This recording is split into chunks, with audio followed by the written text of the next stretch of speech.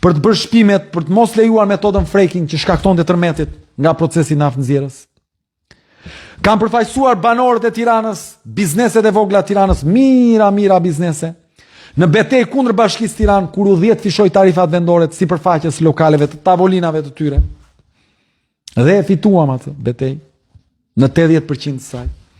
Kam përfaqësuar bizneset e Shqipërisë dhe qytetarët në betejën kundër ligjit për super gjobat tatimore 100 milion lekëshe, në ndryshimin e ligjit për procedurat tatimore në Republikën e Shqipërisë dhe e fituam atë gjë. Kam përfaqësuar modestisht, kam qenë antar, jo unë, po të gjithë kemi qenë një grup i madh në luftën kundër importit të mbetjeve në Shqipëri. Unë kam qenë një nga antarët e grupit që ka udhëhequr. Luftuam dhe e ndalëm. Kam luftuar pa u ndalur çdo ditë në këtë betejë për ndryshimin e atë. Kam udhëhequr me krenari betejën e para 2 vite e gjysmë, 3 viteve kundër rritjes së çmimit të naftës, ku 10 ramira qytetarë në Tiranë dolën masivisht dhe